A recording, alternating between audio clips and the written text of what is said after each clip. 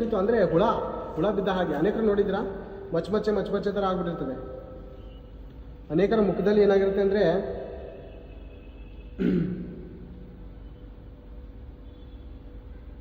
ಅನೇಕರಿಗೆ ಮಚ್ಚೆ ಥರ ಆಗಿರುತ್ತೆ ಮುಖ. ಚೆನ್ನಾಗಿರುತ್ತೆ, ತುಂಬ ಸೌಂದರ್ಯದಿಂದ ಆಕರ್ಷಿಸ್ತಾ ಇರ್ತಾರೆ. ಹೂ ಥರ ಅರಳ್ತಾ ಇರ್ತಾರೆ. ಇದ್ದಕ್ಕಿದ್ದಂಗೆ ಮುಖದಲ್ಲಿ ಏನೋ ಗುಳ್ಳೆಗಳಾದಂಗೆ ಭಯಂಕರವಾದ ವಿಕಾರವಾಗಬಿಡ್ತಾರೆ. ಅಂದರೆ ಪಾಪದ ನಿಮಿತ್ತ ದೇವರು ಶಿಕ್ಷಿಸಲು ಅವನ ಚೆಲುವಿಕೆಯು ನುಸಿ ಹತ್ತಿತೋ ಎಂಬಂತೆ ಹಾಳಾಗಿ ಹೋಗುವುದು. ಹೌದಾ?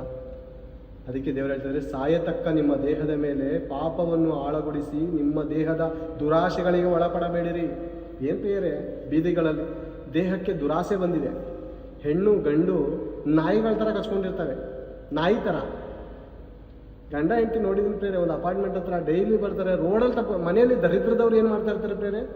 ಅಲ್ಲ, ಈ ದರಿದ್ರದವ್ರಿಗೆ, ಈ ನೀಚರಿಗೆ ಹೇಳುವಂಥ ಮಾತು, ಮನೇಲಿ ಏನು ಮಾಡ್ತಾ ಇರ್ತೀಯ ನೀನು?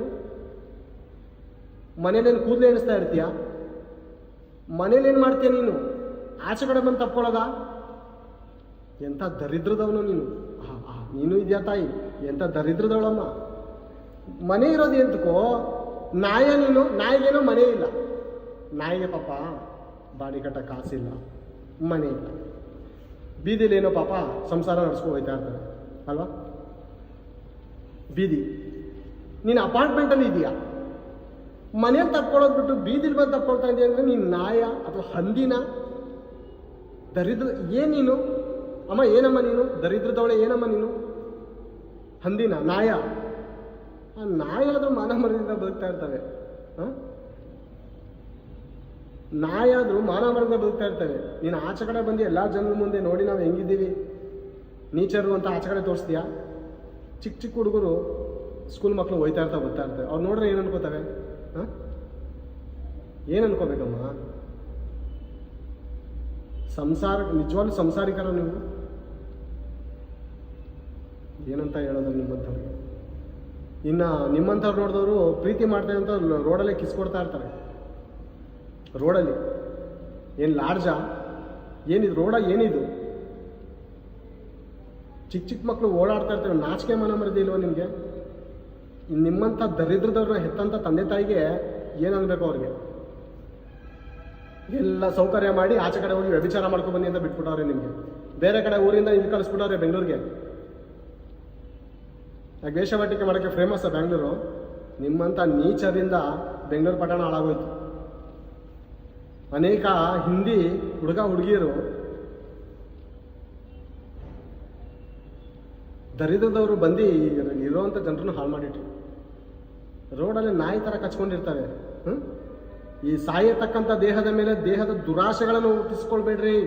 ಇದು ಸಾಯತಕ್ಕಂಥ ದೇಹ, ಸತ್ತು ನರಕಾಗ್ನಿಗೆ ಹೋಗುವಂಥ ದೇಹ. ಇದು ಬದುಕಿಸುವಂಥದ್ದು ಒಳಗಡೆದಂಥ ಆತ್ಮಕ್ಕೆ ಇಷ್ಟಪಡುವಂಥ ರೀತಿಯಲ್ಲಿ ಬದುಕಿ. 5 ನಿಮಿಷ 10 ನಿಮಿಷ ಸುಖಕ್ಕೋಸ್ಕರ ನಾಯಿ ಥರ ಕಚ್ಚಾಡಬೇಡಿ. ರೋಡಲ್ಲಿ ನಾಯಿ ಥರ ಮುದ್ದಾಡಬೇಡಿ ಬೀದಿಗಳಲ್ಲಿ. ಯೌವನಸ್ಥರು ನಿಮ್ಮಂಥ ದುಷ್ಕೃತ್ಯಗಳನ್ನು ನೋಡಿದಂಥವರು ಚಿಕ್ಕ ಮಕ್ಕಳ ಮೇಲೆ ಬಲಾತ್ಕಾರ ಮಾಡ್ತಾವ್ರೆ.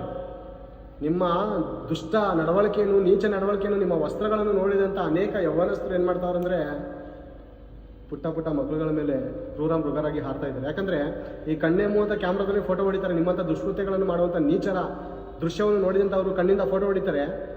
ಆ ಫೋಟೋ ನೋಡಿ ಹೃದಯದಲ್ಲಿ ಇರುತ್ತೆ. ಆ ಫೋಟೋ ಸ್ಟೋರೇಜಲ್ಲಿ ಇಟ್ಕೋತಾರೆ ಹೃದಯದಲ್ಲಿ.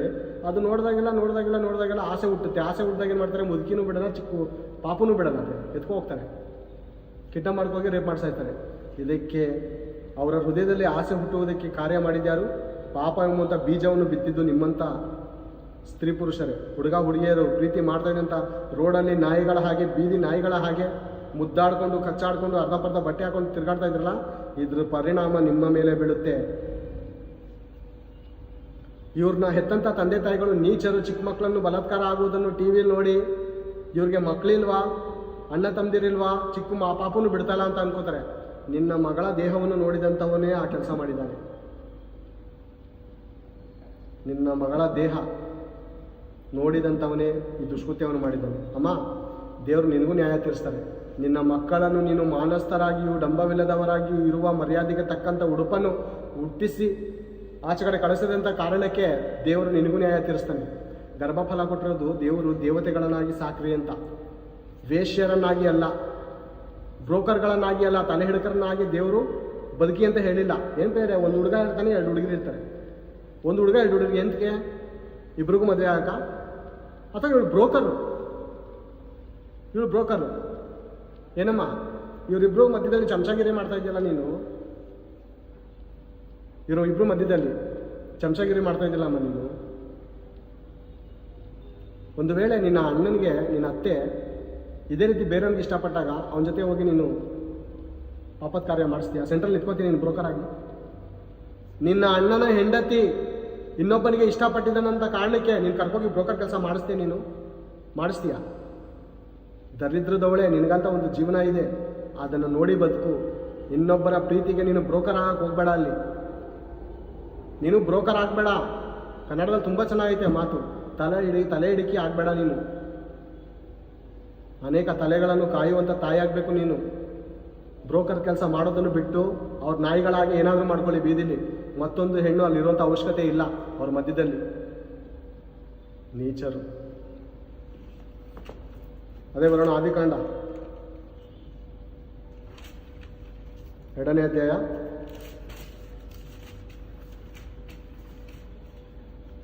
2 ನೋಡಿಕೊಳ್ಳೋಣ ಪ್ರಿಯರೇ. 9ನೇ ವಚನ 8ರಿಂದ ಓದಿಕೊಳ್ಳೋಣ. ಇದಲ್ಲದೆ ಯೆಹೋವ ದೇವರು ಮೂಡಣ ದಿಕ್ಕಿನಲ್ಲಿರುವ ಏದೆನ್ ಸೀಮೆಯಲ್ಲಿ ಒಂದು ಉದ್ಯಾನವನವನ್ನು ಮಾಡಿ ತಾನು ರೂಪಿಸಿದ ಮನುಷ್ಯನನ್ನು ಅದರಲ್ಲಿ ಇರಿಸಿದನು. ಮತ್ತು ಯೆಹೋವ ದೇವರು ನೋಟಕ್ಕೆ ರಮ್ಯವಾಗಿಯೂ ಊಟಕ್ಕೆ ಅನುಕೂಲವಾಗಿಯೂ ಇರುವ ಎಲ್ಲ ಥರದ ಮರಗಳನ್ನು ಆ ಭೂಮಿಯಲ್ಲಿ ಬೆಳೆಯ ಮಾಡಿದನು. ಎಲ್ಲ ಥರದ ಮರಗಳನ್ನು ಅಂದರೆ ಡಾಕ್ಟರ್ ಬೇಕಾದಂಥ ಔಷಧದಿಂದ ಹಿಡಿದು ಮನುಷ್ಯನಿಗೆ ತಿನ್ನುವುದಕ್ಕೆ ಬೇಕಾದಂಥ ಆಹಾರವನ್ನು ಹಿಡಿದು ಸಕಲವನ್ನು ದೇವರು, ಸಕಲ ವಿಧವಾದಂಥ ಮರಗಳು ಗಿಡಗಳು ದೇವರು ಉಂಟು ಮಾಡಿದ್ದಾನೆ. ಮನುಷ್ಯ ನೋಡಿ ಬೇರೆ, ಇವನು ಏನು ಉಂಟು ಮಾಡೋಕ್ಕಾಗಲ್ಲ, ಇವನು ಏನು ಬೆಳೆಸಲ್ಲ, ಕಡಿಯೋದಕ್ಕೆ ಮಾತ್ರ ನಂಬರ್ 1. ಕಡ್ದು ಮನೆ ಮೇಲೆ ಮನೆ ಕಟ್ಟಿ ಅವ್ರು ಸಮಾಧಿ ಕಟ್ಕೋತಾ ಇದ್ದಾರೆ ಪ್ರೇರೆ. ಎಷ್ಟು ಮರಗಳು ಉಳಿಸ್ತಾ ಇದ್ದಾರೆ ಪ್ರೇರೆ. ಬದುಕಿ ಮನೆ ಸಾಕಲ್ವ ಪ್ರೇರೆ, 1 ಮನೆ 2 ಮನೆ ಸಾಕು. ದೊಡ್ಡ ಕುಟುಂಬ ಇದು. ಏಂತಕ್ಕೆ ಕಟ್ತಾ ಇದ್ದೀರಾ? ಏಂತಕ್ಕೆ ಮರಗಳನ್ನ ಉಳಿಸ್ತಾ ಇದ್ದೀರಾ? ಆ ಮರ ನಿನಗೆ ಒಂದು ಗಾಳಿ ಕೊಡುತ್ತೆ, ಒಳ್ಳೆ ಗಾಳಿ ಕೊಡುತ್ತೆ, ಒಳ್ಳೆ ಫಲ ಕೊಡುತ್ತೆ, ನೆರಳು ಕೊಡ್ತಾ ಇದೆ ನಿನಗೆ. ನೀನಂತೂ ಯಾರಿಗೂ ಒಳ್ಳೇದು ಮಾಡ್ತಾ ಇಲ್ಲ, ಯಾರಿಗೂ ನೆರಳು ಕೊಡ್ತಾ ಇಲ್ಲ. ನಿನ್ನ ಬಾಯಿಂದ ಒಳ್ಳೆ ಫಲ ಬರಲ್ಲ, ನಿನ್ನ ಹೃದಯದಲ್ಲೂ ಒಳ್ಳೆ ಫಲ ಬರಲ್ಲ. ಆ ಬರ್ತಾ ಇರೋದು ಮರಕ್ಕಾದ್ರೂ ಉಳಿಸ್ರಯ್ಯ. ಏಂತಕ್ಕೆ ಆ ಥರ ಕಡಿತಾ ಇದ್ದೀರಾ? ಏಂತಕ್ಕೆ ಅಷ್ಟು ದೊಡ್ಡ ಅಪಾರ್ಟ್ಮೆಂಟ್ಗಳು? ಏಂತಕ್ಕೆ? ಯಾರು ಎದೆ ಮೇಲೆ ಹಾಕೋ ಹೋಗ್ತೀರಾ? ಅದು ಏಂತಕ್ಕೆ ಅಷ್ಟು ಮರಗಳನ್ನ ಕಡಿತಾ ಇದ್ದೀರಾ? ಆ ಮರ ಆದರೂ ಉಳಿಸಿ, ಅದು ನಿಮ್ಗೆ ಒಳ್ಳೇದು ಮಾಡ್ತೈತೆ.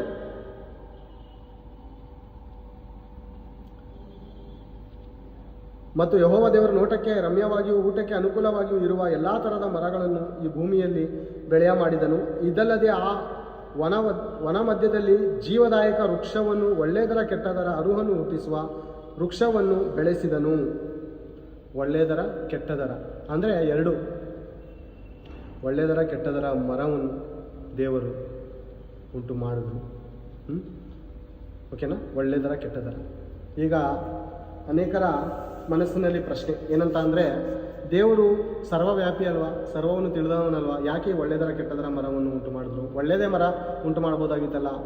ತನ್ನ ಮಕ್ಕಳು ಪಾಪ ಮಾಡುವಂತೆ ಏಂತಕ್ಕೆ ಕೆಟ್ಟ ಮರವನ್ನು ಉಂಟು ಮಾಡ್ದ ಅಂತ ಅನೇಕರು ಪ್ರಶ್ನೆ ಹಾಕ್ಬೋದು ಪ್ರೇರೆ. ನಮ್ಮ ಮಧ್ಯದಲ್ಲಿ ನೋಡುವಾಗ ಒಂದು ಟಿ ವಿ ಚಾನಲ್ನಲ್ಲಿ, ಯಾವುದೋ ಒಂದು ಟಿ ವಿ ಚಾನಲ್ ಇದೆ. ಆ ಟಿ ವಿ ಚಾನಲಲ್ಲಿ ಕುಮಾರಿನು ಅಂತ ಕಣ್ಣಿಲ್ಲದ ಬ್ಲೈಂಡ್ ಆಗಿದ್ದಾರೆ. ಅವ್ರು ಬಂದು ಪ್ರಶ್ನೆ ಹಾಕಿದ್ದೇನೆಂದರೆ, ದೇವರು ಕೆಟ್ಟದರ ಮರವನ್ನು ಯಾಕೆ ಉಂಟು ಮಾಡಬೇಕಾಯ್ತು? ಬರೀ ಒಳ್ಳೆದರ ಉಂಟು ಮಾಡಿದರೆ ಸಾಕಲ್ವಾ?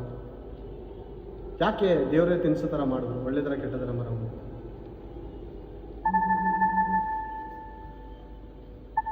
ಆ ರೀತಿ ಹೇಳ್ತಾರೆ ಬೇರೆ. ಅಂದರೆ ಪ್ರತಿಯೊಬ್ಬ ಮನುಷ್ಯನಿಗೆ ದೇವರು ಸ್ವತಂತ್ರರಾಗಿ ಉಂಟು ಮಾಡಿದ್ದಾರೆ ಬೇರೆ. ರೋಬೋ ಅಲ್ಲ ಮನುಷ್ಯ ರೋಬೋ ಅಲ್ಲ, ಅವನು ಸ್ವತಂತ್ರತೆ ಕೊಟ್ಟಿದ್ದಾರೆ ಅಲ್ವಾ? ಸ್ವತಂತ್ರತೆ ಇದೆ. ಮತ್ತೆ ದೇವರು ಪರೀಕ್ಷಿಸುವವನಾಗಿದ್ದಾನೆ. ಮೊದಲನೇದಾಗಿ ಪರೀಕ್ಷೆ, ಎಕ್ಸಾಮ್. ವರ್ಷ ಎಲ್ಲ ಓದಿ ಒಂದು ದಿವಸ ಎಕ್ಸಾಮ್ ಇರುತ್ತೆ. ಅದರಲ್ಲಿ ಪಾಸ್ ಆದರೆ ನೀನು ಶ್ರೇಷ್ಠನೆಂದು ಎಣಿಸ್ಕೊಳ್ಳೋದು ಅಲ್ವಾ? ಪಾಸ್ ಆದ್ರೆ ಅಲ್ವಾ ಶ್ರೇಷ್ಠ ಎಣಿಸ್ಕೊಳ್ಳೋದು. ಫೇಲ್ ಆದರೆ ಶ್ರೇಷ್ಠಳ ಅಲ್ವಾ? ಉದಾಹರಣೆ, ಮನೇಲಿ ಚಾಕು ಇರುತ್ತೆ, ಎಂತಕ್ಕೆ ಯೂಸ್ ಮಾಡ್ತೀಯಾ? ಹಲೋ ಕುಮಾರ್ ಅವರೇ, ನಿಮ್ಮ ಹೆಂಡತಿ ಆಗಿರ್ಬೋದು, ನಿಮ್ಮ ತಾಯಿ ಆಗಿರ್ಬೋದು, ಪ್ರತಿದಿನ ಉಪಯೋಗ ಮಾಡುವಂಥ ಆ ಚಾಕು ಎಂತಕ್ಕೋಸ್ಕರ ಯೂಸ್ ಮಾಡೋದಕ್ಕೆ ಇಟ್ಟಿದ್ದೀರಾ ನೀವು?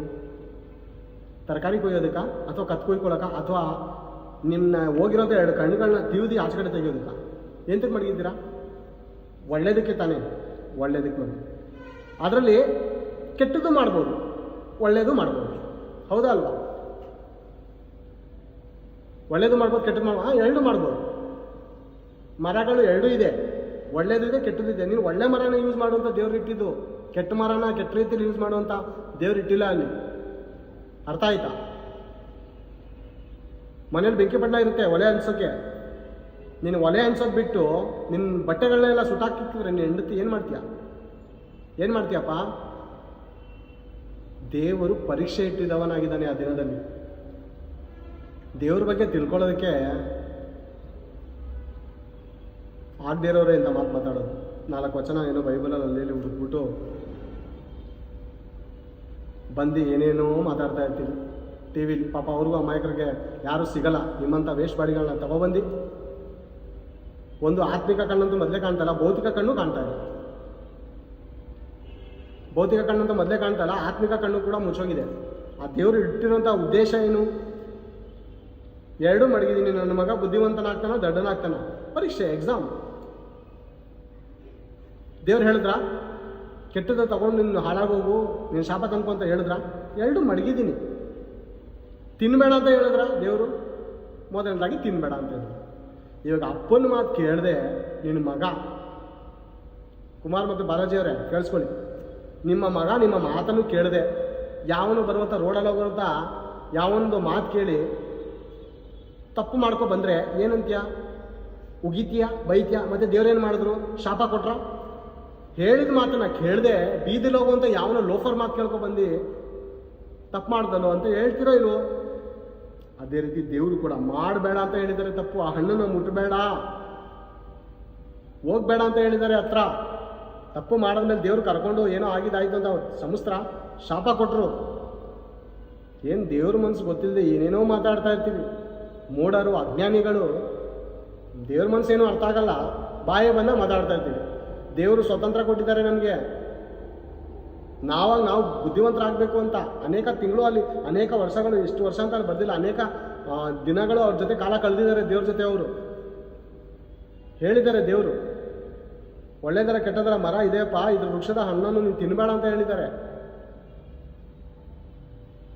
ತಿನ್ನಬೇಡ ಅಂತ ಹೇಳಿದಾರೆ? ಹೌದು ಹೇಳಿದ್ದಾರೆ. ಮತ್ತು ತಿಂದಿದ್ದಾನೆ ಯಾರು ತಪ್ಪು? ದೇವ್ರ ತಪ್ಪ? ದೇವ್ರ ಮೇಲೆ ನಿಂದೆ ಆಗ್ತೀಯಾ? ದೇವ್ರ ಮೇಲೆ ತಪ್ಪು ಹೊರಿಸ್ತೀಯಾ? ಅದಕ್ಕೂ ದೇವರು ಒಂದು ಮಾತು ಹೇಳಿದ್ದಾರೆ. ನಿನ್ನಂಥ ಮೂಢರಿಗೆ ಅರ್ಥ ಆಗಲಿ ಅನ್ನೋದಕ್ಕೆ ದೇವರು ಪ್ರತಿಯೊಂದು ಮಾತು ಬರೆಸಿದ್ದಾರೆ. ಒಂದ್ಸರಿ ಯಾಕೋಬನ ಪತ್ರಿಕೆ ನೋಡೋಣ. ಯಾಕೋಬನ ಪತ್ರಿಕೆನ ಒಂದ್ಸರಿ ನೋಡೋಣ, ಜ್ಞಾನವನ್ನು ತಂದುಕೊಳ್ಳೋಣ. ಪ್ರತಿಯೊಂದು ಪ್ರಶ್ನೆಗೆ ದೇವರ ಹತ್ರ ಉತ್ತರ ಇದೆ. ಹುಡುಕ್ಬೇಕು. ಹುಡುಕಿ ಹೇಳಿದ್ರೆ ಏನಾದರೂ ಅರ್ಥ ಮಾಡ್ಕೊಳ್ಳೋಂಥ ಪರಿಸ್ಥಿತಿಲಿ ಇದ್ದೀವ ನಾವು? ಹಾಂ, ಕೇಳಿಸ್ಕೊಳ್ಳಿ. ಯಾಕೋಬ 1:13, ಯಾವನಾದರೂ ಪಾಪ ಮಾಡುವುದಕ್ಕೆ ಪ್ರೇರೇಪಿಸಲ್ಪಡುವಾಗ ಈ ಪ್ರೇರಣೆಯು ನನಗೆ ದೇವರಿಂದ ಉಂಟಾಯಿತೆಂದು ಹೇಳಬಾರದು. ಕುಮಾರ್, ಬಾಲಾಜಿ, ಕಿವಿ ಇದ್ರೆ ಕೇಳಿಸ್ಕೊಳ್ಳಿ. ಯಾವನಾದರೂ ಪಾಪ ಮಾಡುವುದಕ್ಕೆ ಪ್ರೇರೇಪಿಸಲ್ಪಡುವಾಗ ಈ ಪ್ರೇರಣೆಯು ನನಗೆ ದೇವರಿಂದ ಉಂಟಾಯಿತೆಂದು ಹೇಳಬಾರದು. ದೇವರು ಕೆಟ್ಟದ್ದಕ್ಕೇನು ಸಂಬಂಧಪಟ್ಟವನಲ್ಲ. ಆತನು ಯಾರನ್ನು ಪಾಪಕ್ಕೆ ಪ್ರೇರೇಪಿಸುವುದಿಲ್ಲ.